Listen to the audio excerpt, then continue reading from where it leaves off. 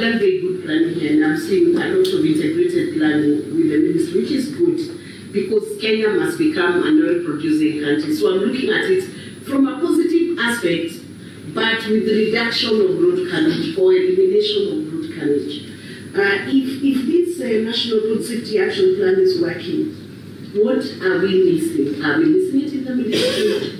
Is it the traffic department? What is going off? Because if you bring in these 600 trucks, while we are still in the status we are at right now, I can promise you, CS, we will still have a very difficult time with loss of lives on our roads. So I would ask whether we look at the... Members, let's just be to the point, because when we elaborate this, it's like we're being able to answer. So let's I want you to understand the question within context. There's something called context, Chair. Yeah. If you don't play the context, we might miss one another. And English is a foreign language. Yes, understood. Yeah. And I'm also asking, is there a possibility that with all this planning, Honorable CS, if we still have a challenge with the traffic department, the way they implement, and this question goes not just to the ministry but also to Kenyans, if they don't stop paying bribes to the implementer of traffic rules, and we ease corruption on the roads network, are we ever going to see reduction of loss of lives on the roads? Because I think we need a very integrated approach in how we are tackling road carnage before we even bring in 600 more trucks or the 1,500 trucks. And then finally, trauma centers. Have you planned for trauma centers to ensure that the road safety along this infrastructure is completely taken care of? And even now, why can't we have trauma centers on our road networks to take care of any victims of accidents? Thank you very much. We request that please let's brief to the point, because I believe the CS has capacity to. Elisha? Thank you. Thank you, Chair. Well, CS, my question is simple. What's your policy perspective? Because even as you talk about what you're doing in terms of planning, many counties are planning, like Mombasa, what Dr. Mugatana has spoken about. The counties along that corridor are planning to introduce cess or tariff on those trucks, because they look at a way of generating their own revenue. What is your policy perspective on it? Secondly, if you look at the FDB plan on page 238, it says that in most cases, roads used by the project are parts of the existing infrastructure, and no action will be taken, which seems to go against the polluter pays principle. Kindly, it would be nice to clarify. And finally, you know that this project, we estimate to potentially produce 560 billion barrels. So you're talking about a huge project for the country. And I'm looking at the road that's on page 3, the road that scenario 1, that Rokicha, Marit Pass, Baringo, Nakuru, Nairobi, and Mombasa. Is there a better corridor? Because looking at the distances, if you look at the distance between Lokicha and Lamu, if you have to do that red line direct, you're talking about 820 to 900 kilometers.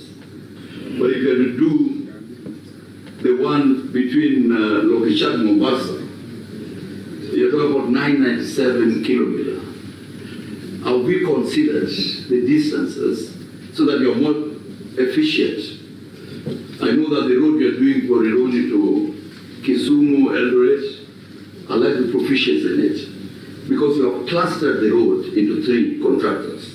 So I believe, because of the distances we talk about, you should be able to use the same model for those contracts. Thank you. Vice Chair. Thank you, Chair.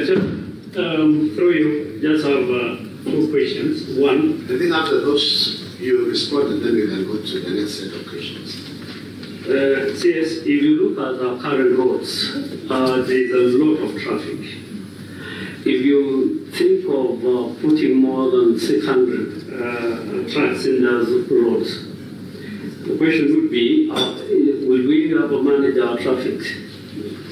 That's one question. The second question is, when do we expect the Rironi or Summit Road to be complete? Because it will assist us in putting the jam slow. I believe you, or I know that you are not part of, you are not in that ministry during the pilot period of the early. But I believe there is also some reports on it, on what are the experiences during that phase, or in terms of regulatory and the revenue in it. And finally, Chair, I was in Lamu.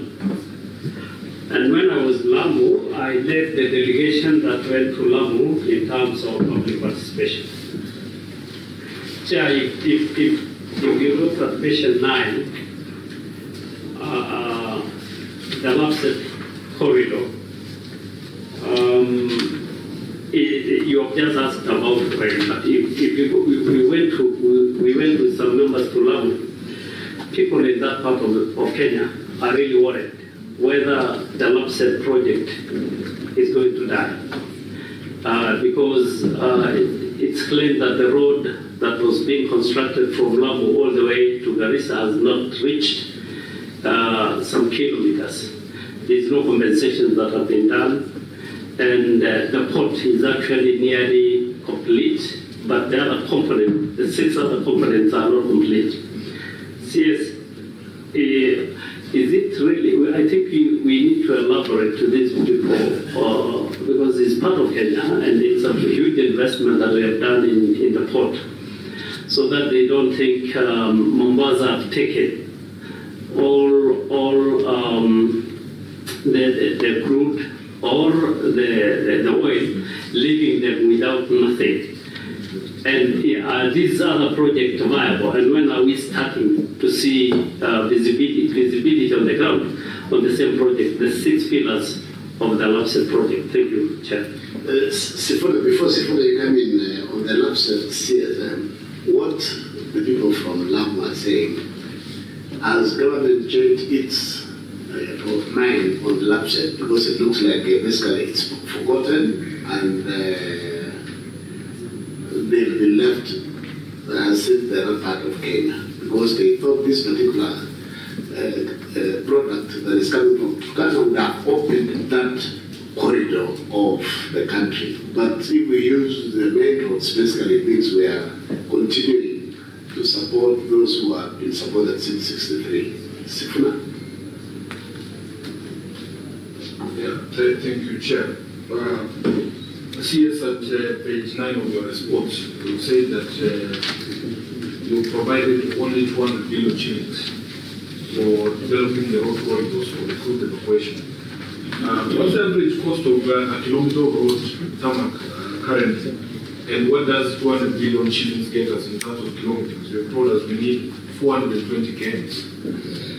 How much of that is going to be covered under that 200 billion shillings? And we need to see budget allocations specifically targeting these road upgrades and construction that you have spoken.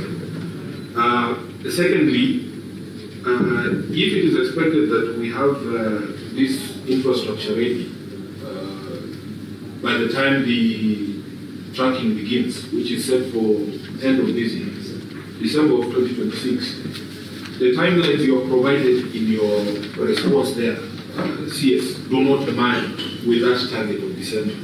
So we need to be told whether we will begin tracking of this crude without that infrastructure in place.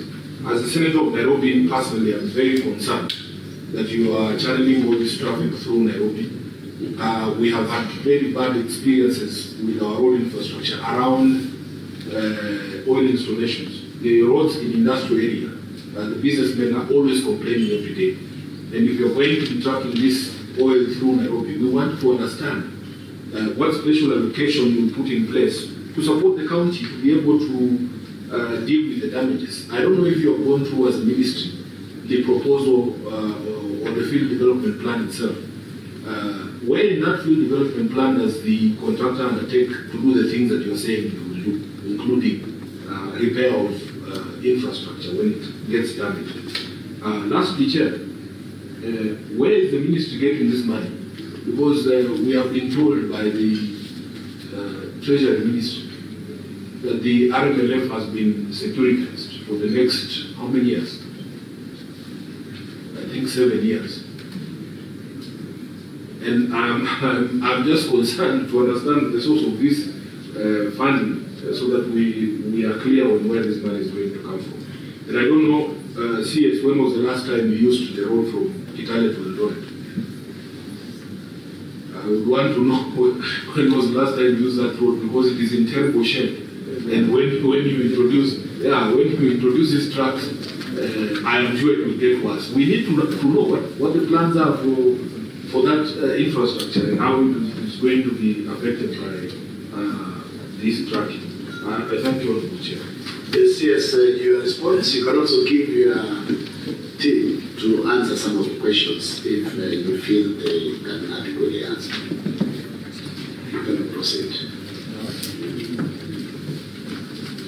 Thank you, Chair. Thank you, members, for those questions. We'll run through the questions very quickly, starting with the question from the first question from the Chair on what we are doing about the airstrips in Loki, in Dodua, and there's a private airstrip which was being used by the contractors in Loki. I think listening to the plan and what we need to do to basically get this product to market, the country needs to do so much. Like I did say in my opening statement, if we were to harness this product in 2013-2014, it's probable that we would not have been ready. The kind of investment that has gone into the various infrastructure between then and today is so significant, including what Senator Sifuna did ask, the 201 billion, which has I did enumerate that table to show the various investments that have gone to the various sections of the corridors, including, let's say, Kitale, which is the Maitisa, just off Eldoret to Kitale, which is being rebuilt at a cost of 8 billion and funded by Africa Development Bank, and we just going to start that project in a very short while. So I'm aware that Eldoret Kitale is in very bad shape. We'll be getting a contractor shortly to site, and we'll clean up that section from that Maitisa all the way to Kitale. So there's been a lot of Waziri, are you saying that portion has already been tendered for, or it is in the process? It has been tendered for. We've got funding from Africa Development Bank. In fact, for context, we're just waiting for a no objection to award the contract, and work will start immediately. So a lot is happening, and a lot has happened. To an extent where maybe what I should have done is structured that table to show, that table in page 8 to show what has been completed, though we have shown in the status column, and what which are going to be started shortly, what which are ongoing. And honorable members, from this presentation you realize that we are dealing with a monumental project for the country. When those airports in Loki, I think so much activity will shift to Turkana, to Lodwa, to Lokicha, to Kitale, to Eldoret. And therefore, the upgrade for the airports is not in question. We will have to do that. I know there isn't a regular flight to Lodwar today. We need to clean up that airport in Lodwar and make it functional for daily flights almost immediately. The passage of the field development plan, if it sees the light of day, will mean we have to quickly implement and finalize the footprints in anticipation for December 2026. And therefore, a lot, including what I did capture, Cecilia, in what you did raise in with respect to the 3 field development plan. The challenges today present great opportunities, and therefore, like I did say in my page 22 of my presentation, I did allow me, Chair, to refer to a statement I did capture in page 22, which basically says it will boost commerce in the Northwest region and ensure that even remote communities like Turkana are better integrated into the national and regional economy. It's not in denial that so much infrastructure has not been done in that region. But you can imagine how much will have to what will have to be done in a very short time in anticipation to get this product to market. So I want to acknowledge the past, the present, and what we see going into the future with a product like this getting to market.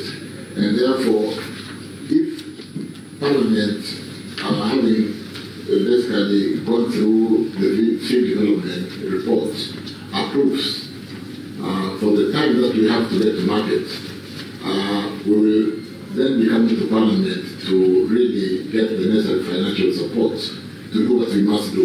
The contractor will have to do what they have to do within the petroleum sharing contract obligation once this field development plan is approved. But obviously, if the case is otherwise, then priorities will basically agency that may not problem. But allow me to basically structure way run through the question very quickly. So the airports, Chair, under the question will work on those airports, including the private airport. We have proposed that it be taken over by Kenya Airports Authority and be managed by KAA. Dr. Mwakanga, how account is protected? Once the field development plan is approved, we'll get to another series of engagements in preparation to get to market. You can imagine it was not approved, then we cannot prepare and do what we must do. But to the extent that we get this approval as a government, what we then have to do is to seriously start engaging the county governments to do what we must do to manage the additional 600 trucks that will be on these roads crossing through the various counties. And so engagement, we just starting engagements